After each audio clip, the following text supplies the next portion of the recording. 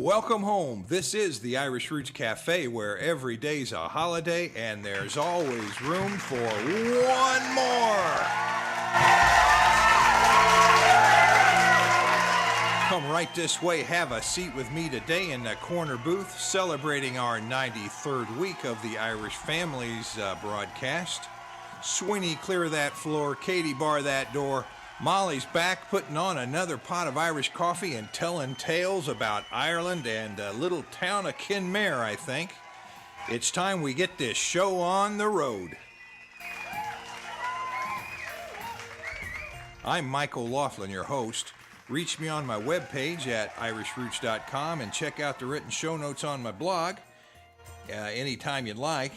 And remember to phone 816-256-3360 to leave your comments on my recorder. Try it, you like it. Tell me what's good, what's bad, or tell me what you might want to hear on here next. I'll take a serious look at it. Hey, maybe you even want to call in and we can do an interview.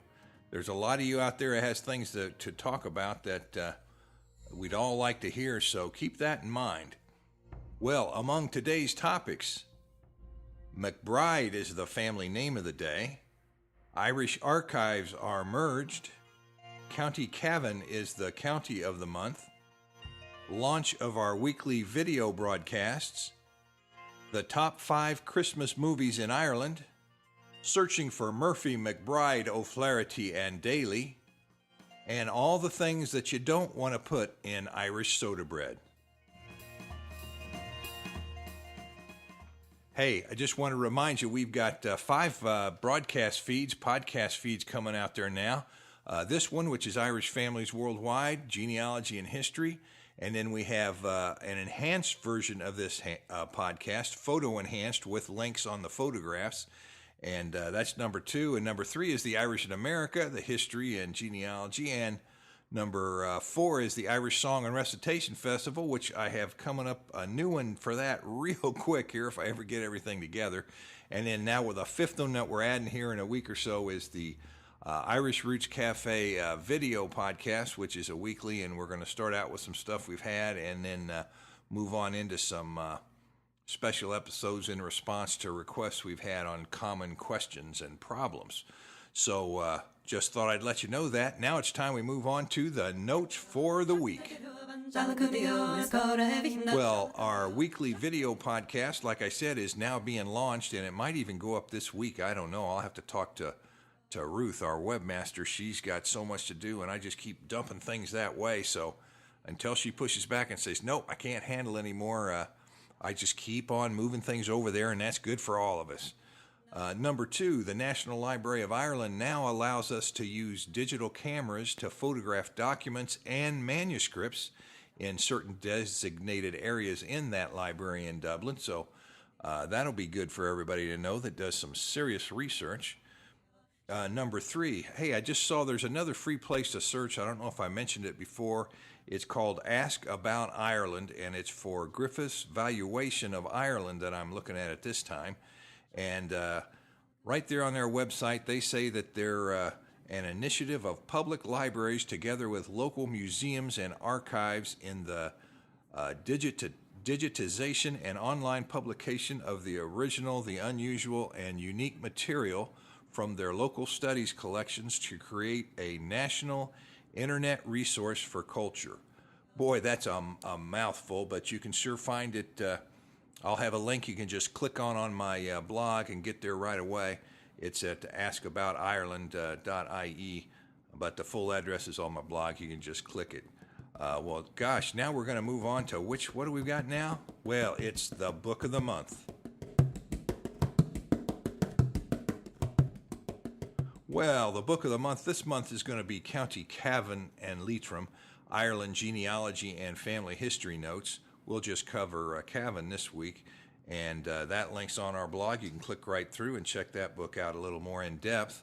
And let's take a look at a few things. Which families, we'll see if your family has any representatives there, or possibly. Who do we have there in the 19th century birth index? Well, the top families were Riley, Smith, Brady, Lynch, McCabe, Clark, Farrelly, McGuire, Sheridan, Galligan, Fitzpatrick, Dolan, McGovern, Donahoe, Martin, and McMahon. So that's a nice start for families that are there, and they were sure the most common there at the end of the 1800s. But now let's go a few hundred years back there and check out County Cavan families on the Four Masters map. That's the map that's in the Annals of Ireland by the Four Masters, the Canellan translation, and that's the only one with that big map in it is the Canellan translation that we've published. There's also a O'Donovan translation, but it doesn't have that map at all. Now let's see, who were the families on that map? And some of them are designated as earls or as lords or as chieftains or as princes. But I can't read them all here. There's too many, but I'll just take a few at random. Fitzsimon or Fitzsimon and Fleming and McBrady, chieftain, McCabe, a chieftain, McGaffney, McGargan, McGowan, a lord. And I think that McGowan can be translated as Smith, or at least the McGowan, which was also on the map as a chieftain, translated as Smith. So if you know some Smiths, they just might have roots back in County Cavan. You never know. Of course, there's a lot of other counties that had Smiths too, and McTiernan and McNulty and Brogan, Masterson, Farrelly, Lynch, Mulligan, Sheridan, and Plunkett. The names just go on and on, but those are the ones on the map in the back of Volume 2 of the Annals of Ireland by the Four Masters. Well, that'll do it for that. Let's move right now. Hey, you know what we got coming up later? It tells us what not to put into Irish soda bread. We'll hear that towards the end here. But now it's time for everybody's favorite, the time to raise our eyes skywards, give thanks, and ask for help. Here are today's Magnificent Seven.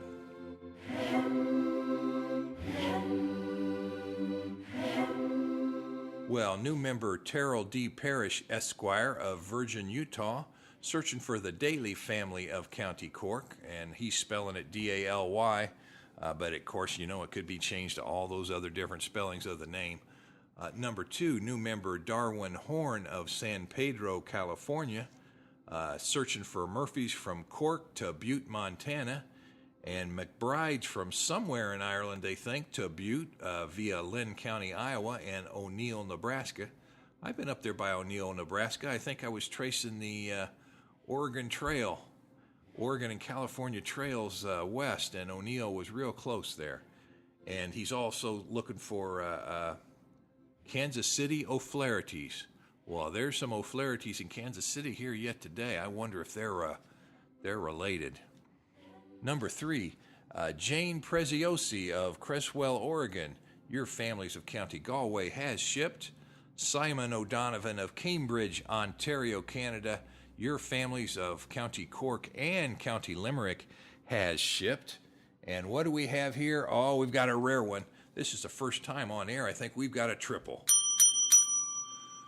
Well, it's William Bodenham of Dublin, Ireland. He's got the Annals of Ireland by the Four Masters Canellan translation on the way to him, and that's just one. Roman Koshkin of Sneed's Ferry, North Carolina. Your Annals of Ireland by the Four Masters has shipped. And number 3, Mr. A.P. Conlon of Enniskillen, County Fermanagh. Your Annals of Ireland by the Four Masters has shipped. Boy, I tell you, that's pretty good. Enniskillen to Sneed's Ferry to Dublin, and they all got some really good history coming their way. And let's just, since we had that, let's just pick a lucky number 8 today. Mr. Sean O'Connell of Ballina, County Mayo. Your Keating's History of Ireland has shipped right along with the Irish Book of Arms and Irish genealogies, and I hope you have some good reading for Christmas there. Well, hey, you know, you can also check out our searches online on the blog, on the web page too. We got like 10, 20, 30,000, something like that on there. And we're due to update it here as we come along with our new web page layout in the next month or so. And that reminds me, thanks to each and every one of you who are a member, because without you, these podcasts wouldn't be possible, and we wouldn't be able to get the word out to all those folks who are listening and have not yet joined up. Well, I tell you, we're going to move right on now to the family name of the day.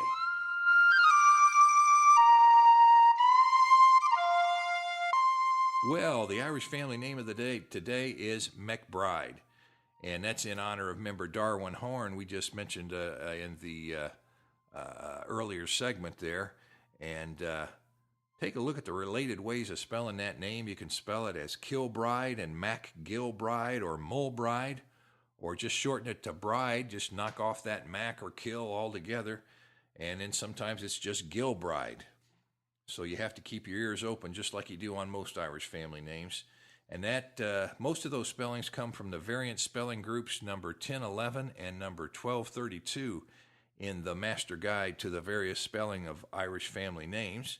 I got a link to that book on the webpage if any of you need to consult it. Now let's take a little bit of a look at the history of the name McBride from the Book of Irish Families, Great and Small. That's one of my big books I put together several years back. And we take a look and we see the McBride families generally considered to be found up there in Ulster most of the time, and that's where they're traditionally assumed to have originated. And as you might expect, some of the name are going to be Scottish because of the how many Scots that you're going to find in Northern Ireland. And hey, there's also a lot of Irish that moved up there into southern Scotland. So keep that in mind when you're researching. And remember that the McBrides are found pretty early in County Donegal, where they served as Arenas of Ray Montordoni. And the name is found subsequently in County Down in the 1659 census as a principal name. So that's always good to know. You got some principal people there. And you also find the name O'Mulbride or MacBride coming from the old Irish spellings, and it's found as chief in the barony of Athlone in County Roscommon. And it's very important to remember that's just east of the River Suck. And Mulbride has been given as a variant of McBride in Keating's History of Ireland. And there's no doubt that there's been some interchanging of those names early in history because people can't keep them all straight. Even today, you get introduced to somebody and you'll say, oh, yeah, that's so-and-so, but you might put a different prefix on it or spell it a little differently. It's just human nature. And let's take another little look here. Kilbride or MacKilbride is a form of a name that they give in the province of Connaught, and that's the name that's also found as Gilbride at times in Ireland. And in both cases, it's the original Mac before the name has been dropped, and Kilbride had only 7 recorded births a century ago, and they were all centered in the provinces of Leinster and Connaught. And MacBride was still found in Antrim, Donegal, and Down most often. And that just shows you they stayed up north most always, so if you're hunting, that's the best place to start when you're looking around in Ireland.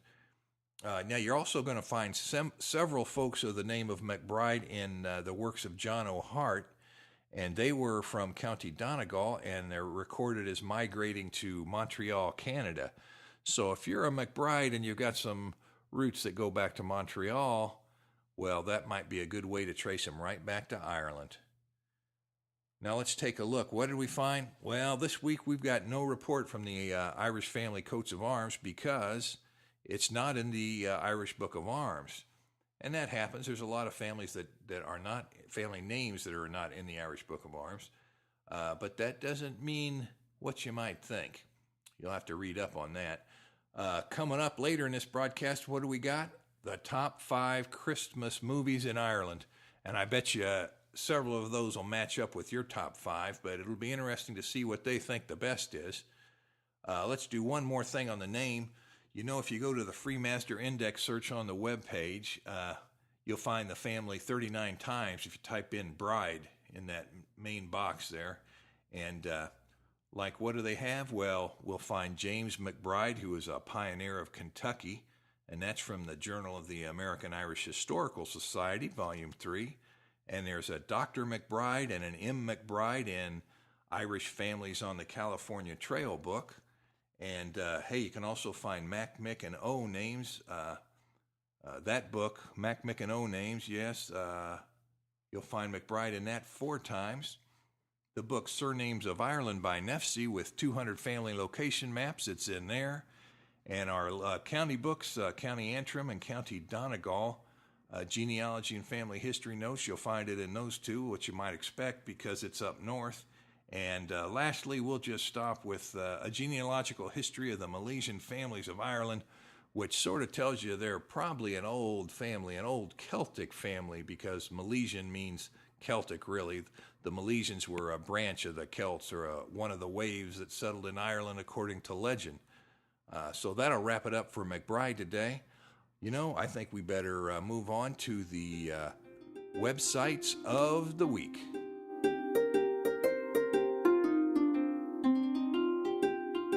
Well, we're going to pick three websites here. It'll become apparent why. Number one is the National Archives of Ireland, and they're at nationalarchives.ie/, and you can find that link on my blog. The number two website of the week is the Irish Manuscripts Commission, and that's irmss.ie, or you can go to my blog and just click on that link. And the National Library of Ireland, that's also one of our three websites of the week. And of course, they're around just to help folks like us do historical and genealogical research in Ireland. And we might as well move on. This leads into our curious news and notes of the week.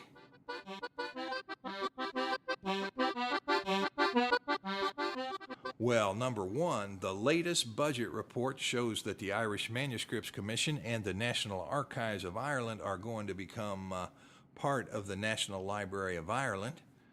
So that's going to be interesting. More centralization. They might just do some better combination of indexing those works and putting it all together and make it easier for all of us. Number two, the Society for the Preservation of Irish Soda Bread, and that's the preservation of traditional Irish soda bread.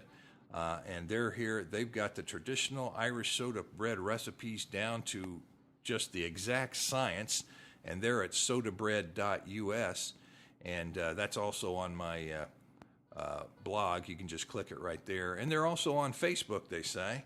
And what you got to know is that it doesn't contain Irish soda bread, the real stuff. They say it does not contain zest of any kind, Irish whiskey, honey, or sugar. Oh my gosh, I'm in trouble, I think. I must have tried my soda bread with all those things, especially around the holidays. And that's just few of the ingredients that aren't in soda bread. So if you want to find out what the real soda bread was, check it out. And let me know if it tastes any good when they take all the good stuff out of it. I shouldn't be saying that, but that's just the first thing that occurred to me. Number three, the end of November gave Ireland its coldest ground temperature in the last 12 to 23 years in spots, and Dublin Airport had its coldest November day since records began in 1941, and that was 7 degrees Celsius. I just thought I'd better keep that up since everybody's so interested in the temperature of the world these days. Number four, the World Irish Dancing Championships have come to the United States for the first time. It's said they've been centered in Europe for the last 40 years, and now Philadelphia, Pennsylvania will host the event this coming April. Now you can read about that in more detail in an article on the Irish World, in the Irish World. I've got a link on that on my blog, but hey, you know, with all the activity and all the people we got doing Irish dancing around the U.S., it was just a matter of time, and I bet you we'll give them a heck of a turnout. So if you've got an interest in that Irish dancing, I'd be putting it on my calendar for next year, and Philadelphia, you better book your rooms quick. Well, we've got time for, one more, and what's it going to be? The top 5 Christmas movies from Ireland's RTE Entertainment. They voted on those, I guess, and here they are. And I'll sure go along with the first 3. And the funny thing is, the first 3 were all made in the 1940s in the U.S. Number 1, It's a Wonderful Life. That was 1946. I've got a little clip on that. If you click in the blog, you'll see a YouTube excerpt from it. Number 2, Holiday Inn from 1942. That's another good one. Number 3, Miracle on 34th Street, and that was from 1947. I've got a YouTube clip clip on the blog. And the last two, well, they might be okay, but I wouldn't call them classics or most favorite. Maybe it's the younger generation that voted these two in. Number 4 from the year 2004 was Elf, and number 5 from the year 1988 was the movie Scrooged.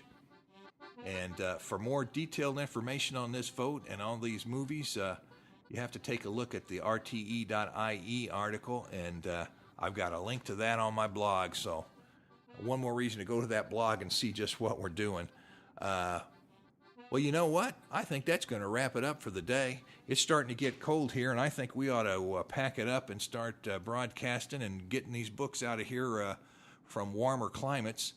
And I wanted to remind you to send your comments to me by clicking on the contact link on our webpage at irishroots.com, or you can send it by mail to our American address, and that's the Irish Roots Cafe, Box 7575, Kansas City, Missouri, 64116.